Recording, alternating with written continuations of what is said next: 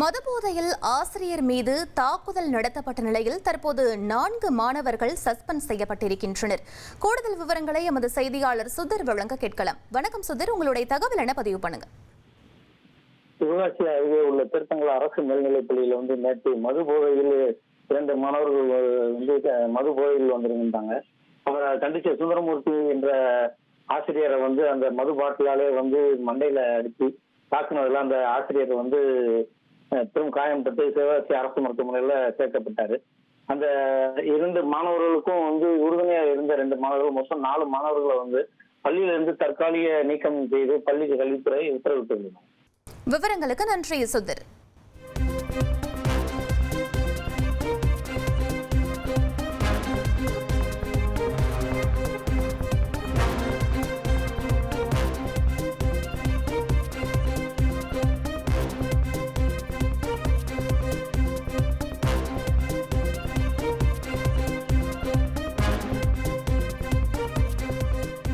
ட்ரெண்ட friend ஆக்கிக்கோங்க. தந்தி டிவியின் subscribers and followers குடும்பத்துல நீங்களும் இணையுங்க.